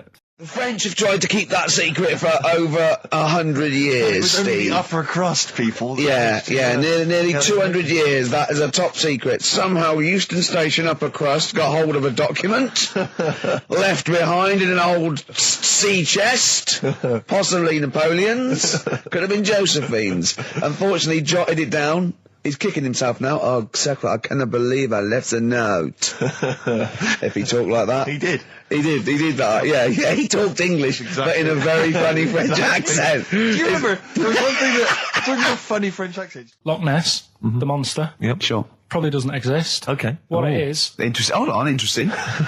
Oh, interesting. It's- What they thought the Not List probably didn't exist. Curious viewpoint. Hold on. What proof have they got for that, Carl? How can they go around saying stupid things like that? it's methane, Right. Again, in Loch Ness. and people have seen, what's the lake it's in? Loch Ness. Loch Ness. Yeah? It being the Loch Ness monster. Yeah. That's where it lives. That's how it finds its way home. That's certainly the clue. Yeah. Yeah, if it Get again, Carl, that's the clue. Yeah, if it go, and it's if it's wondering, it goes, excuse me, what do you know where I'm being the Loch Ness monster? Where would I be going? Oh, you'd be going to the Loch Ness if that's your home. It's way over there, you So big anyway, monster, you. So the bubbles from the Sure. methane bubble up out of the water. Yeah. People think, oh God, it's a monster's head. But it's not, it's just water sort of shooting up because of the bubbles. Well, that's two of the great mysteries of the universe solved by Karl P on a Saturday afternoon. That is fantastic. So that makes me think a lot of things. So you know when mediums are sort of like going, oh, I've got something coming through. Do you think they are exhaling a lot of methane gas, and thus making them not think straight? Do you think everything's down to methane gas? Do you think that all the mysteries of the universe are down to methane gas, Carl? What did it say in the documentary you saw? About what? What was the budgie happy? We know that budgie was sad. Was it in a room? Because they used to take canaries down the mines, didn't they? They used to take canaries down the mines, they'd smell the methane, and then the budgie would be happy. I'm not going to teach you anymore. Play a record. Oh, should we introduce this, shouldn't I? Go on, then. Oh, it's Beatles, Long and Winding Road. Smooth. Are we getting paid for this? Our Freaks Electric, Richard X and the Sugar Babes on XFM 104.9. Well, nearly through. We've had a few laughs again, a Yep. few tears. Absolutely, as always. Few, excuse me, and don't be alarmed. I look quite frightening, but merely a nice monster. I seem to have lost my way home. Could you direct me in the right direction? Nice to meet you. Yeah, Karl Pilkington. Hi. What's your name? Why do you need to know my name? Well, it might help me to find out where you come from. Oh, my name's the Loch Ness Monster. Okay, all right. Give me a second. What was your name again? Loch Ness Monster. See, this is what I mean. I did just run this one past you just on the off chance. Yeah. Because maybe that you change your opinion slightly. Yeah. Feng Shui teaches you to use your environment wisely. Sure. If your land and the surrounding area is undulating, it's said to house auspicious dragons. When land is flat and featureless, the dragon is missing and the land is said to be less auspicious. Excuse me, they call me the Brixton Dragon. Sure. I seem to have lost my way. I know it's South London somewhere, but could you help me find my home? What's your name? Well, they call me the Brixton Dragon. Right, where are you from? I see what you mean. I see what you mean, aye. Oh, okay, man. So does that make you query it at all, the dragon? I'm not into it that much. Right, I'm sure. just saying that if you have your head at one end of the bed rather than the other, it might make a difference to your night's sleep. And you get this quite a lot, don't you? Especially Americans, that Elvis Presley's still alive. Yeah. And I think, wasn't there some statistic, like more people believed Elvis was alive than believed evolution? Was that right? Yes. Something like that? No. No, it's something worse than that. It's It could be something. It was something like that. It's something like, I don't know, it's something like 42% of Americans believe that Elvis Presley has faked his own death and is still alive, right? Yeah. And there's this whole book that's been written about it, because, Carl, you might be interested in this. I know you're always fascinated by things that have been written down and therefore a gospel. Yeah. And that you don't have to revise yourself. You just learn off Ian Wright. Yeah. But apparently, the reason that Elvis is still alive, is that there's a number of sort of pieces of evidence. One is that none of his family could agree which colour pyjamas he was wearing when he died. That's evidence, apparently. Apparently, you know, he was an honorary member of the FBI. Well, apparently his signature appears on FBI documents well into the 80s, long after he should have died. Apparently no one can agree. There was sums of money that only... a lot of fat people in dungarees have seen him. Yeah. There's sums of money which apparently only he could have given authority to have transferred to other bank accounts. They've moved. Yeah. So this is all evidence that Elvis is still alive. And a lot of people, I was talking to this guy and he was saying, yeah, well, of course, the thing is, the pressures of fame were too much for him. That he faked his own death so that he no longer had to be this huge icon. You know, he could live an ordinary life. And my query has always been this. If Elvis faked his own death, do you think the method he'd have chosen is to have shat himself to death whilst on the toilet? Yeah. Yeah, but because he picked that, nobody will doubt it. Right. So Elvis went to the FBI. Yeah. What do you make of it? Well, exactly. So what we're saying, Carl, is that there was lots of methods open to him. You know what I mean? It's all like, he didn't go to his secret reason. Go, I'm fed up. I want to fake my own death. You know what I mean? And they go, yeah. And what methods have you got? I like to be found, shit myself down the toilet. You like to do what? I want to be a big fat motherfucker on the toilet, just shitting myself to death. Right, on my ankles. Elvis is a good idea. I'm just wondering if there's maybe something a little bit more glamorous. If you're in favour of death, I mean, you could take a bullet for the president. What? Shit all over him? Just shit? No, no crap at all. No, you just take a bullet for him, or you could. There has to be shit involved. Why has it got to be? There has to be shit involved. Why has it got to be crap? I want this way. Make it happen. Yeah, it's probably Carl, head in hand, look. Yeah. He's worried about the things we say. Yeah. Jeez. We haven't offended 1.2 billion people. Yeah. A fifth of the planet. So, Carl, what do you make of it then? Are you convinced Elvis is still alive? Am I getting him mixed up with someone else? Because all Elvis, all Elvises look alike. Because... that is true. A lot of Elvises do look alike. That's safe. On his gravestone, didn't they get his name wrong? Or is that his brother? Who's his brother? Aaron. That's his middle name. Yeah. You're not an Elvis kind of expert, are you? Hold on, wasn't Elvis one of a twin that died? That died, and I'm sure they got his name wrong on a grave or something. Oh, I don't know. But that's consequently that's proof he's still alive. No, I've had the thing with the still alive thing. Like I say, he picked that awkward death because nobody would be saying, hang on a minute, going round upsetting the family, wanting to talk about it because they'd be embarrassed to be saying, you know, he was found sort of in a pile of mess. Weighing 25 stone. Yeah. So... Because you notice he also expanded to a huge size as well, so he was just a huge fat blob of a man. He also did that to add, you know, extra... To the glamour. I don't quite understand these people who fake the deaths, because... Well, a lot of them don't. A lot of them don't, Carl. This is what, in a roundabout way, we're saying. We're saying that a lot of people that say people fake that they didn't, like Bruce Lee and James Dean and Elvis Presley. We're saying they didn't fake their deaths. He did die, didn't he? His head come off, didn't he? Thank God. Who's this? James Dean. His head came off. I watched Call My Bluff in the week. Is this with Toxic and yeah, it was quite good. I quite enjoyed it. I imagine you could get on there if you want. I used to watch it with what's his name? Famer. Famer. Yeah. Oh, that was great. You're brilliant impressions, because obviously while Bowie was playing, you were doing your infamous Bowie impression, which is the best one you do, actually. Well, that's just because Carl said, you know what? He said, I'd love to go out for a drink with David Bowie. Of all the people that come in here for sessions, I think he's really good in. And I said, I think he'd like you as well. That's all. And I just went, hello, Carl. You're strange. You're alien. It interests me. Myself and Ian, I'd like to put you on the... Yeah, I just imagine you and Bowie in a pub somewhere. Isn't that pretty much the same impression you do when you do Ian Canfield? No. Ian Canfield's more like that. But not on air. On air, he's sort of like this sort of eloquent 40-year-old capital DJ. Yeah.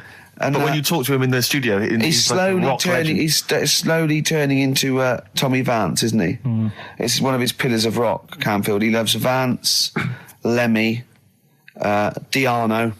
If we run out of material later in the show, which is likely. Yeah. Considering we're now talking about No, Ian we ran Campbell's out of it at favourite- 1:05. Exactly. But could I maybe just sort of interview you as David Bowie? Yeah, In a that sort would- of humorous sketch. Yeah, that would be fantastic. Maybe it could be the idea that what if like David Bowie was, a cab driver? What would he say? What was some of the funny things he would say? We saw that, what was that in when it said Dead Ringers coming up? If you've ever wondered what it Did would you sound see like... this? Dead Ringers is this impressionist show. They did it's on Radio 4 and they did a TV version. Yeah, I saw it. What did you make of it? Didn't like it. It was all right. No, it was just that the write-up in Radio one Times, I magazine, think it the was. Radio Times, said, ever wondered what it would be like if Robbie Williams was singing George Formby? Or what would it be like if there was an I think animal hospital... was hosted by Anne Robinson. Yeah. Yeah. I have wondered. Were those two sketches on there last night? Yeah. Yeah. What were they like? You are the You are the weakest dog or skink. something? No, what was it? It was something like they had to vote off an animal to die or something. It was something like that. Yeah, it was. This is all right. flagging. Quick, do your Bowie again.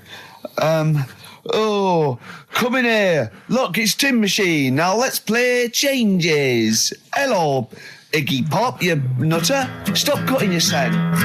Which one? Well, What do you think because of that? obviously Ricky doesn't travel on the tube anymore. He's too rich for that. I never did. I always But- thought it was beneath me. Sure, but They I used have to walk everywhere, didn't Yeah. But I'm still forced to. Take the tube, and sat on the tube, and it pulled up, and outside the window, just happened to be on the station, was one of the posters with us. So I was kind of there, not realizing it was behind me, and these big kind of fat German or maybe Bavarian guys. Well, they're in lederhosen eating sausages. Yes, they were. They're Bavarian. Yeah, they were. And I noticed one of them kind of looked at me, and then looked at the poster, then looked at me, just happened to say it, and wittered something to his friend in German. I don't want to try and do an impression. No. That's That's freaking goggle-eye. Oh, wow. I think that... No. But I know what you're thinking it means. It doesn't mean that. Right, okay. It means... What's a rough translation? Elegant boy. Right, okay, yeah. And so anyway, That's freaking goggle-eye. He pointed out the poster, and his That's mate, lanky piss and streak. and his mate burst into laughter. And then we pulled Well, they've up. got a great sense of humour, the Germans. Well, That's the indeed. thing. But we rumbled onto the next. We rumbled onto the next station, and the poster was in exactly the same place. And this time, they tapped the shoulder of someone else on the train and pointed me out, and that person also An laughed. Italian? An Italian What it bloke, was. yeah. There was a French... Was there a bloke with a beret and a little moustache on the other Exactly, side? Yeah. Was yeah. the United... Did you get on the United Nations Express? Just to... Oh, imagine that. Yeah, Or it was faintly See the embarrassing. freak. Look at this freaky goggle eye. Right, whereas I love the fact that before you were at least pretending to be speaking German. Now this is an Italian with an accent. It's just a guy speaking perfectly good English. So You've not even disguised the insult there. Oh dear. Oh, that'd be Well, lovely. try and insult me in other cod You languages. could bring Europe together if they just like, instead of Esperanto, that there was just one common language. The language I'll of tell you what freaky would bring goggle I'll eye. tell you what would bring the Europe together is you maybe representing England on the Eurovision Song Contest That would be great. with a wouldn't it? self-penned tune. Anyway, I didn't get around to getting drinks. I can't believe it. Can't believe it. round to getting the Right, so I said, right, I'll pay for the cab. Right? Oh, what a lovely Christmas gift that is. Yeah, So, £2.50. I paid, no, it was like in £3 Manchester there, it is. £3 back. So £6 you spent on him. Well, no, I spent more. See, that's what he said. He said, get the Bolton back, can't you, for he that? said, oh, you've spent on me £6 for my birthday. He said, no, I haven't, because I gave the taxi driver a tip. I'm a little bit worried about his attitude as well. Because even if, I mean, that is a stingy present, but you don't say... Well, let's be honest, that's the worst Christmas gift ever, because, you're pretty bad, like we discussed in the past, but at least you spend a bit of money. Yeah. It's just thoughtless. Yeah. This is nothing. I You know. haven't given him any time. I mean, I would... And I knew my demographic. They loved it, my yeah, family. yeah, the They couldn't scratch believe card. their luck. You know. Well, a tenner. You spent a tenner on him. Well, the cab fare was £6. But the thing is, it's not. I don't think he's saying that. I think it's the fact that this is like, frittering away in it's everyday life. kind of He would thoughtless, isn't have loved. I'm sure he would have been appreciative of a lovely £10 gift that you cared about and bought. A book he probably likes, Fly Fishing, doesn't he, by J.R. Hartley? If you'd have bought that, he'd have gone, "That's what I was looking for." Or what I was looking for, Carl. Bloody hell, Carl, you little bald twat. That's just what I wanted. So, all right. So just calm down. So what have you got planned for Christmas? Is this what... I mean, are you doing the same approach with Carl, Suzanne? excellent. You've paid me milk bill for this week. That were reet nice. I'm spent this year. So have you planned anything for Suzanne, or are you just... Yeah, gonna- I'm taking her out Christmas Day for something to eat. So, do we need them? Do we need them? And you should explain, do we need them, for those that don't like the show? Well, it's sort of education about animals and stuff, and if we need them. So, like, David Attenborough once said, you can get rid of people off the earth and it would carry on, there's no problems. But, you know, get rid of a monkey and you could have problems on your hands. So Is that a direct quote from Attenborough's current autobiography? Something like that. I think so, yeah. So what I've done today, right? He always starts everything with, right, so then. Yeah, exactly. Yeah. So, And he always ends things, you got yourself all sorts of problems. Yeah. So that's done. That's coming up. Enjoy that. What would you do to sort of like egg them on a little bit to help them out? What do you think? What sexy things would you say? What do you think is your quality? What do you think people would find, you know, pretty horny about you? Is it your sort of mank wine? Do you think that? Just say this, London shit, innit? I think say that, but you know, London, it's not that good, is it? Like I think you've done it there. So that's say something quite sort of sexy though. Say something like, you know, well, I love to love you. Say something sexy. Say that. No, say something sexy. If it answers to me, you know, do you love me? I go, yeah, you're all right. Have you not The had point of a anything to rollover this? is you've got to add to it. That's the excitement. Yeah, there's a couple of albums that. Okay, well, there's also the Fools and Horses video with the free. I don't think I'm bloody jealous of that. I like that little yellow thing. It's a little. There's a little kind of model three-wheeled van. Rodney, you plonker. Oh, dear. What's that? This is what looks to be some kind of best of the stereo MCs. Don't call me a plonker, you wanker. The David Attenborough DVD collection. Unc shit himself again. Oh yeah, the big prize that we tried to give away.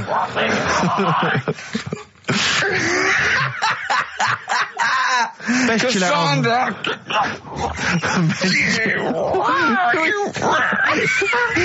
Who is that supposed to be an impression of? Which member of the cast is that? Is that Cheeky Dell? I don't know. Best chill out album ever, the best air guitar volume 2, and of course for all our fans, Doctor Who, The Aztecs. That's on DVD, and that's one of the William Hartnell Doctor Who. All right, that's the worst impression I've ever heard.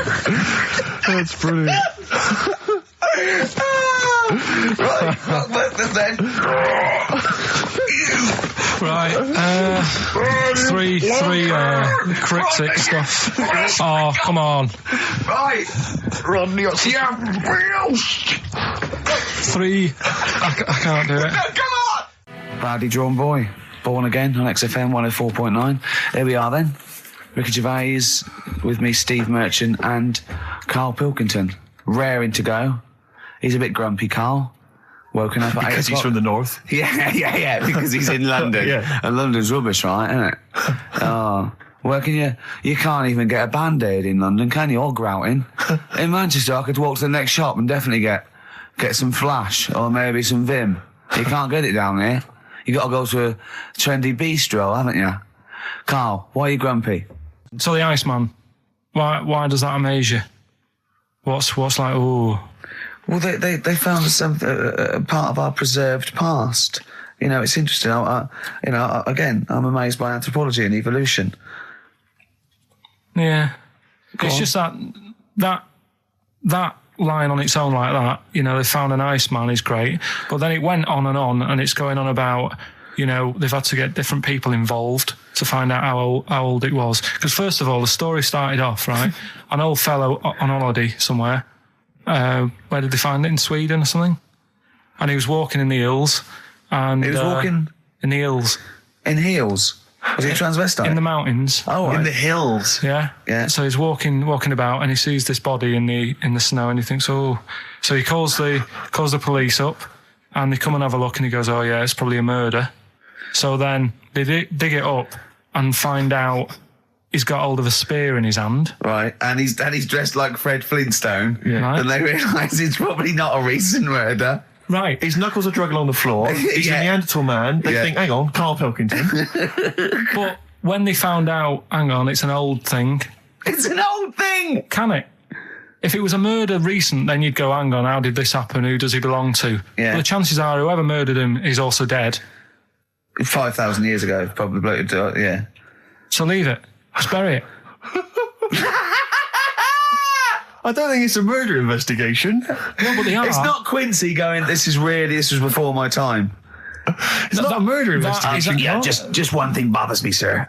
Just one final thing. My wife loves you, but this guy, This guy. That's how they were Why treating would him. he have a spear and a leopard skin? I just can't. I can't get over this. What are you talking about? No, there's this lad who called Mark, right, who used to go to school with, who used to call me that. And his mum, right, was like obsessed with cleaning. And I was never allowed in their flat. He makes the place look untidy. So she used to, I don't know if it was just me or all his mates, but I used to turn up and she goes, yeah, he is in, but you know what you've got to do? And I used to have to go round the side of his flat, and he had a computer, right, which I used to play. I didn't have one at that point, but he had one. And I used to have to go round the side of the flat and stand at his bedroom window with his window open, and I'd be sort of leaning in playing the game. You are joking. I'm not, his mum. You had the weirdest upbringing I've ever heard. The things you were willing to do. It's the strangest. What is this town like? No, I stopped going once Was I there got my always own. music? Right? There's the horse in the house there. Oh, look at these two kids with big heads and webbed feet. All right, Ronnie. All right, Reggie. What was it like? She was It obsessed. is like you've grown up in a cartoon made for children. Yeah. No, his mum was really obsessed with cleaning. When Can I play through his window? I used to, Put these Mrs. marigolds on. Ramsbottom, can I play through Mark's window? Alright, you know what you have to do. she used to be up till about Is 3 that in the morning. Pilkington again? Have you washed your hands? Well, up till 3 in the morning, She washing. used to be up doing the tiles in the kitchen. Washing until 3 in the morning? It's at 3 in the morning. And for ages and ages, that saying that out on the tiles, I used to think that came from, like, his mum. Because she was out, like, cleaning them late. So, till I was about 13, I thought that saying, out late, on the tiles, Yeah. was... And now you're not confused by anything. XFM 104.9, what do you want to know? Funny thing happened to me on the way here. Okay. Actually, it was about Wednesday or Thursday. I was walking along Charing Cross Road. I was on my way here, actually, to meet Karl for a drink. And this little fella came up to me. I think it was an overseas student. He's sort of like a student type, but he had an accent. And he came up to me and went, excuse me, are you one from the office? And I went, yeah. He went, would you sign a script book of the office for me? I went, yeah, by all means, yeah. He went, can you come to the bookshop? And I went, what, you haven't got it on you? He went, no, but if you come, I will buy one for you to sign. And I went, I can't really. He went, were you going to pass one? I went, I'm not, no, I can't. He went, oh, I was just in Waterstones earlier. I didn't go. I went, oh, sorry. He went, you could just, I went, I can't. He went, okay. I went, I'll sign something else. Have you got something else I can sign? He went, of course. And I signed a pamphlet or a brochure or something for him. But I love the idea. Imagine me going with him and queuing up, and I'm in the queue. He's going, you're going, yeah, fine. Can you just hurry up? And he gets there, and his switch doesn't work, and he goes, can you lend me £10? Yeah. I mean, imagine that. I'm a little bit annoyed you didn't go with him, frankly, because that would have been a sale of our book, and I get a little cut from that. Well, behind him was Salman Rushdie going, can we hurry up? Because I shouldn't be out. I'm getting a lot of funny looks. Now, a lot of them obviously doing good work. There was one fella, I think you'd have appreciated it, because I know you are very politically active, and I think this guy has really studied hard, and he's realised the best way to make his voice heard on the international political stage is to ride around on a tricycle wearing a jester's hat. He was really shaking up the bloody government. want to be George W. Bush about now. Not indeed. Once he sees that. Once he sees that guy. Imagine his aides rushing in and going, George W., look at this guy. Where's that? That's in London, England. Okay, call off the forces. Is that a large tricycle? Yeah. Is he wearing a nappy? Get me Colin Powell. Why'd you call him Colin, not Colin? It's the way he likes it. Don't about. Just call off the troops. There's a in a jester's hat. Call the troops off. Just bleep some of those bits.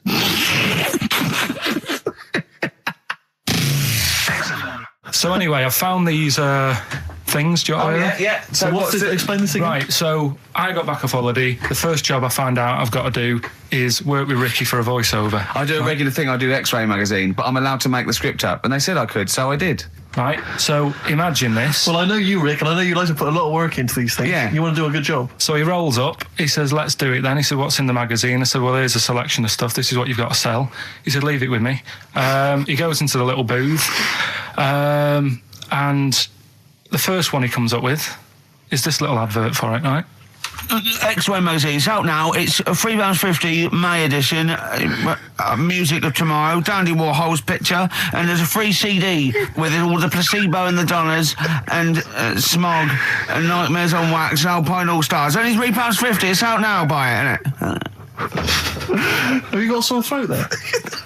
Well, that's all right, isn't it? And he was going, you can't. I said, we are doing that. I've done one. That is it. That's it. So I persuaded him. He went, right, okay, we can possibly put that on XFM, right? I'll have to see, right? So I wouldn't do it again. And he went, but you need one for Capital.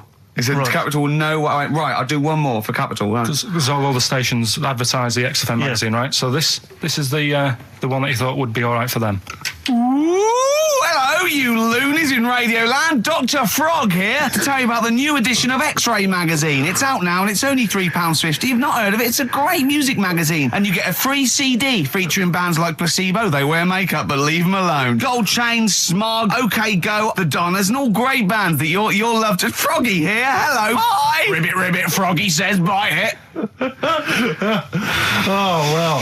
So then he says, that's it. You had your money's Is worth. Dr. Frog still on there? He's still on classic. I said, that isn't going to go out. They're not going to be happy with that. He said, you've had your money's worth. I'm going. Yeah. So I'm left with that. I then have to get the bosses in. And because I've let him go, in a way, it's my responsibility. Yeah. So I've obviously thought I've got what I need. I had to play them to the MD. What did he say? And justify.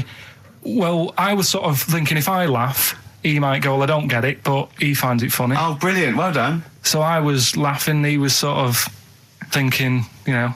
Excellent. Is that it? Brilliant. When do they go out then?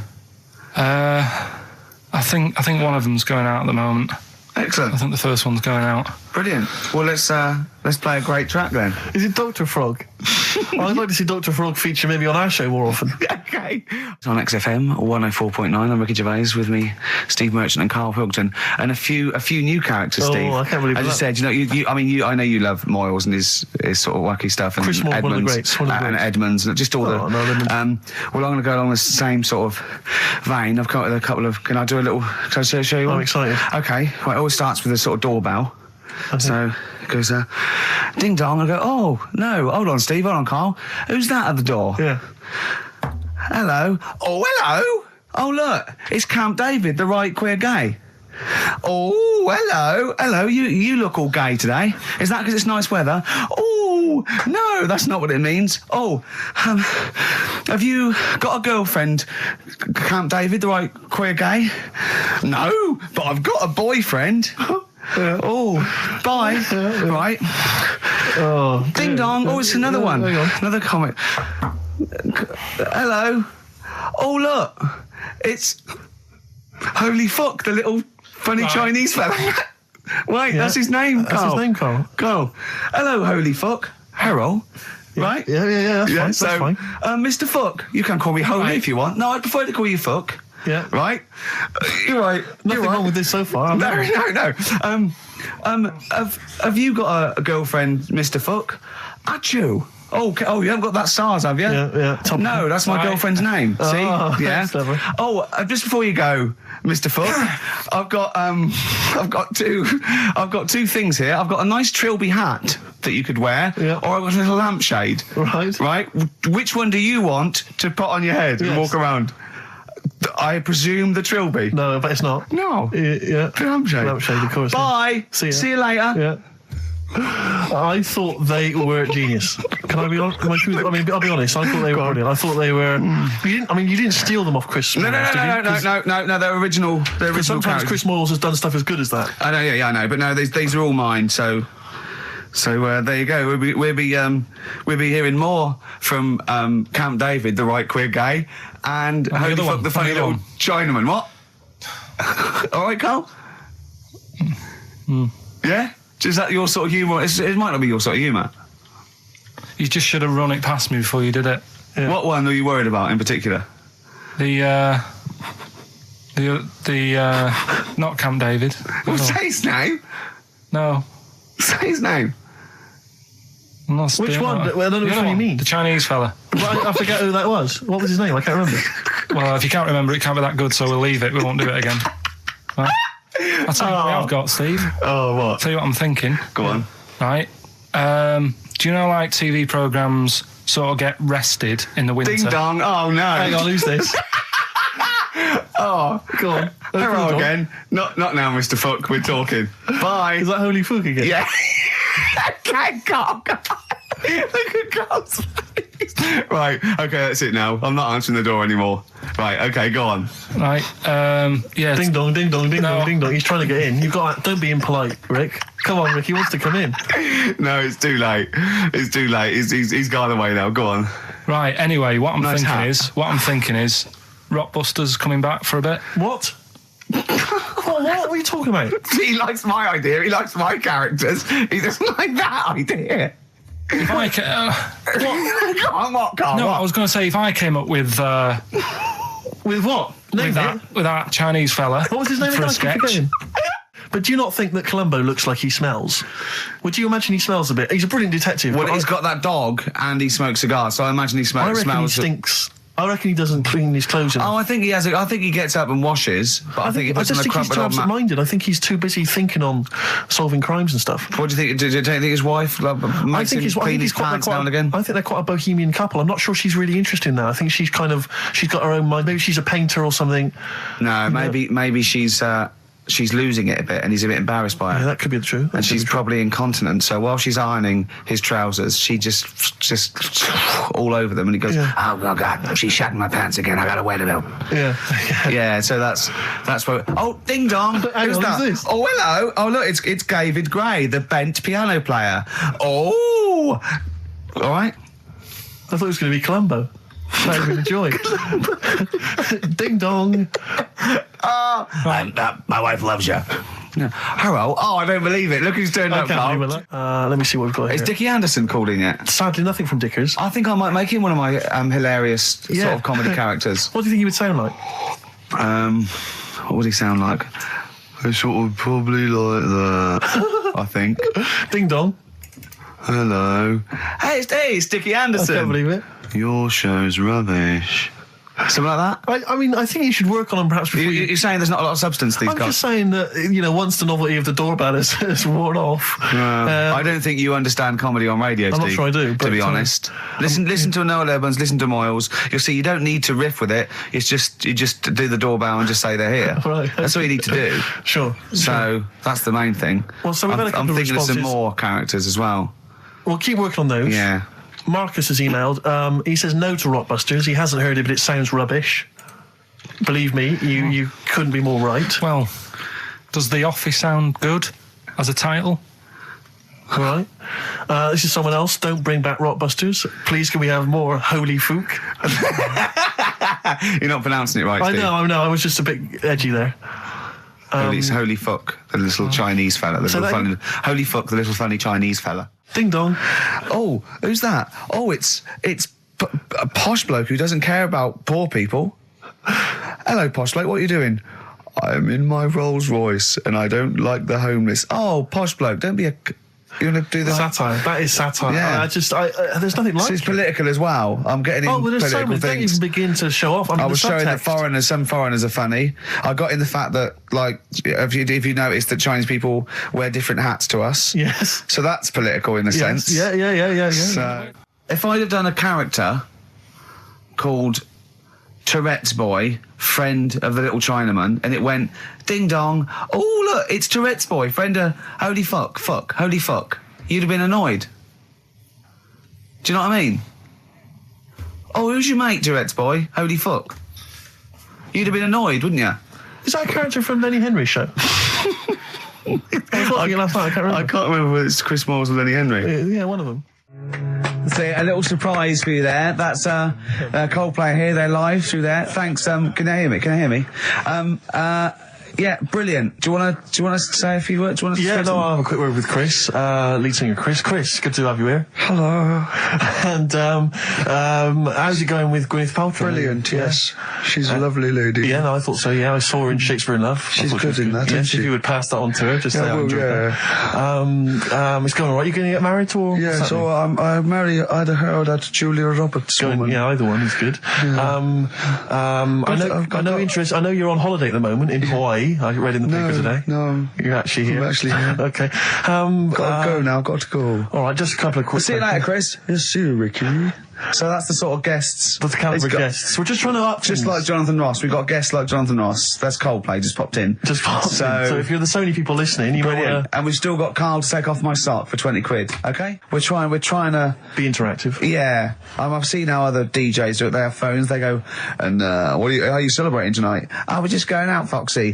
Have a good time. Here we go. This is, you know what I mean? We've got to be, I've guessed, we had Chris Martin in from Coldplay, which is going to be a lot... Well, Chris is still here. Hello. Chris, how did you come up with the ideas for your songs? Just make them up in my head with the guitar. And how old are you now? 28. Thanks very much. No, more from Chris Martin later, I imagine. Cheers. Well, we also had an email. Cheers. Thanks, Chris. Oh, It's dear. like the two of you are just you are like children. You're infants. Your mentality is ludicrous, and you're embarrassing us in front of our special guests. Oh, yeah. I can't believe it. Now, of course, last week we've some had tattoo here. We've had a number of letters, Rick. I'm just reading them now. Saying, Okay. last week, loved your interview with Chris Martin from Coldplay. Yeah. Genius. Another one here. Great insight into the man who wrote Yellow and Clocks. Yeah. Fascinating. Yeah. Steve Merchant's interview with Chris Martin was amazing. He showed his own TV show. Yeah. Just some of the letters we've received, Rick. Yeah. So this week, we're very lucky to have with us Russian pop act Tattoo. Round of applause for them. Hello. Lovely to have them here. Tattoo. Now then, of course, there's been much controversy that your kind of lesbian shtick is just something to try and whip up some press attention. Yeah. Is that We are proper lesbians. We love fanny more than cock. Okay, brilliant. And Tattoo, lovely to have you here. Thanks for coming. Yeah. Now then, you've got some live gigs, I understand, planned. Yeah. Duh. Okay. I can't help but notice that you sound, dare I say it, Tattoo, you don't sound so much Russian as German. We cannot do the accent properly. Okay. And Tattoo, it's a joy to have you. Thanks for coming down. Yeah. And finally, thank your lesbians would, for instance, either myself or Carl be able to convert you from your lesbian ways? We like the muff so much that the knob is no good for us. All right. Well, thanks very much, Tattoo. Yeah, thanks, Tattoo. Thanks very much. Cheers. Yeah. Extraordinary. So- Next week, share. Brilliant. So if you've got any guests, special guests you love us to interview, then let us know. Ricky.gervais@xfm.co.uk.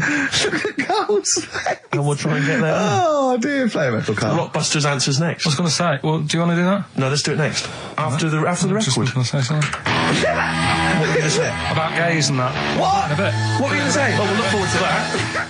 I mean, can you imagine what we just played? Or in fact, can you imagine the last 50 minutes on Radio 1, on The Breakfast Show? Well, we can pre-record it, though, so I wouldn't have to get up early. Sure. That's not your point, is it? That's not really No, it. your point is the quality of what we're doing, not well how early it is. Sure. Get it, What yeah. would you provide, though, Ricky, do you think, if you went to Radio 1? What sort of... Because, I mean, obviously... Wank, oops. I can do all that. Because, I mean, obviously, our time at XFM is going to basically... We're running on empty, aren't I'd be the furry shreddy. we? Right. Yeah, so I'd get that. Would you have some wacky catchphrases? I think I would. You'd bring back Holy Fook, presumably. Holy fuck, yeah. Oh, ding dong. Oh, hello, it's my little Chinese neighbour. Hello, what's your name? My name is Holy Fuck. Hello. Look at Carl, he's just going, oh, I don't know why you didn't even do the Chinese accent, that's all. Well, that'd be racist. Okay, sure. I mean, yeah, Sure. it's just his name's Holy Fuck, and there's nothing Nothing wrong with that. funny about that. So yeah, you'd have that. You'd have crazy comedy characters. You'd probably have some wacky quizzes. Yeah. Oh, look, it's Dirty Old Queer. Hello. No, I'm not. He's a new character to me. I'm quite excited. He sounds very modern and contemporary. Yeah. A new spin. Yeah. On an old idea. Yeah. Just tell us a little bit more. Oh, wow, he's an actor, isn't he? And, Right. and he likes to, take it up. All right, Right, well, that's just if anyone from Radio 1 is listening, and they've listened to Dominic Mohan in the paper, they thought, yes, you're right, we need some new blood at Radio 1. Ricky Gervais has got a myriad of comedy characters. Yeah. Whack, whack, oops. I can do sound You effects. can do sound effects. So You can probably do funny voices like Chris Moyles, couldn't you? yeah. Wow. Not as good, but I mean, I can. What about comedy songs like Moyles? Again, not as good, but I mean. Do you remember when Moyles rather hilariously changed the words of This Is My Moment by Martin McCutcheon to This Is My Motor? We listened to it though, didn't we? Unbelievable. I mean, when he was doing a competition, this was pathetic, wasn't it? We were listening to Radio 1 once on our site, and I don't know why, we just wanted to, I think it was research, wasn't it, for The Office? Yeah. And he was doing this, he had to phone in with... We were listening to Idiots. And no, I'm not saying that. And he was doing this competition, you had to call in with some songs that are golf-related. And people were phoning up going, drive the cars. He was going, drive the cars, good. And I was on that phone, I must have wasted about 40 quid, and I wanted to get through and go, hello, Chris, it's not Milesy, yeah. Derek here, I got one. Oh, go on then, Derek, what is it? Something like Spandau Ballet with golfy golf cart and that. And I just wanted to and I waited. And just, I thought the joke's on us. Yeah. I wasted my phone bill just to say something stupid. Oh, dear. Oh. His show's better than this. Yeah, anyway, if you've got any hilarious golf-related song titles that you'd like to email in... What's the number? Oh, I'd like them emailing. ricky.gervais@xfm.co.uk. What would a song title be if perhaps we were doing something about, I don't know, air travel? Yeah. If you've got any crazy ideas, email in. We'd love to hear them. Yeah, brilliant. I've got a thought of another golf one. Okay. You know, Duran Duran? Something down the fairway or something, if they wrote that. Alright? Girls on the putting green? Yeah. Or something? Alright? Yeah. Oh, hello. Have you introduced you? My name's Holy Fuck. I'm Dirty Old Queer. I could do all that. Ding dong, whack whack, oops. Steve reckons, in ancient Greece, right, it was better to shag a bloke than a woman. And I went, well, yeah. I mean, that's about the male being sort of a first-class citizen. Yeah. Much better, wasn't it? An aspiration the to point sleep with a was, Carl, beautiful man than a beautiful woman. Women were lower-class citizens, Yeah. so therefore men were seen as higher class. So to have sexual relations with a man there was no shame in that. No. In fact, it was looked upon. And I as said, different. well, you know, ancient Rome. I said, Nero, he'd sit in his big jacuzzi and he used to get, you know, pretty boy men to go into the water and just nibble at his testicles while he was having a wash. He didn't do that. He did. No. Yeah. And he's not a gay fella. No. I mean, you know, I don't know about Nero, but I mean, it wasn't a case of a big delineation between what was heterosexual and what was gay. It was just, you know, whatever you... So what did this fella do then? This one who's having his... Well, he was pretty much top boy, Nero, for a while. He was in charge. And, you know, and you did what you were told. If Caesar or... But why were people going round there? Why didn't they go, oh... No, they weren't dropping in. It wasn't like the door was opening. I was just going to see what Nero's doing. It's not like when I pop in here to see you. Normally what would happen is he'd say, come back to my place, I got a book for you. Yeah. You'd pop in. But he'd come out in his pants. Elton John would be on. You'd have probably been like a delivery boy or a stable boy or something, you know, and you'd have popped round there and you'd have gone, there, right, Nero, there's the tablets of stone you wanted. And they go, Pilkington, why you are here? Pop under, I don't know why he's French. What is that? I don't know why he's French. Just pop under the water and nibble at my testicles and you'd have done it. Because he was Nero. I wouldn't. He would have. There's no way I would have done. Yeah, well, you would What have. have I done? I've dropped a pizza off. Yeah, you why pop am I around to there? Nero's place with the pizza. Right. Right, I'd say I've done my job. Right? Yeah. That's not the sort of tip I wanted. No, he'd have said, get the little baldy chap to nibble at my testicles, and you'd have run the water. I wouldn't have done it. No, Well, you I might put have my head done on it. the you wall. hadn't done it, right. I wouldn't have done Well, it. can I just say this, Steve? Not only would you be nibbling his testicles, you'd have been going mad. You'd have been noshing him just for extra. You'd have been doing everything he wanted. You'd have been going, he'd have gone, I didn't ask you to do that. You'd have been going mental. They'd have been chewing, slurping, smacking, poking. You'd have chopped, you'd have gnawed his packet off. You think you're eating Walker's crisps. There'd be bubbles, there'd be fluff. Oh, it'd be horrible. It's, you know, Carl's got a theory that Chinese people don't age well. This man was a Chinaman, right? And he was 120 or something. Yeah. Did you see a picture of him? Yeah, he's still alive. No, he's not. No, He's no, dead. is he not? No, He's he dead. died at 120, so... He said 120 or something, but makes you wonder. What makes you wonder? Well, because they don't age well. I think he's using that. What? He's probably about 37. Oh God! Honestly, we walk down the street, right, and we see an elderly Chinese person, Yeah. right, and kind of go, "Oh, I just think he is." Yeah. Like it's not. I don't understand this notion that Chinese people don't age Yeah. well. I don't know where this has come about. No, I mean, I'm not having a go. No, right? of course not. I never want anyone to think I'm like having a go at them. But they are really good looking and they're healthy and that. Till they're about. I've never seen one, right? Can you Scared now. can you tell me if you've seen a Chinese person who's about 30?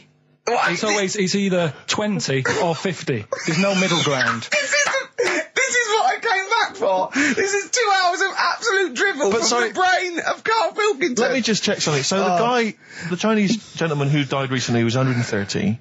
Your theory is sure. Your theory is that he's maybe in his late 30s, early 40s. Yeah.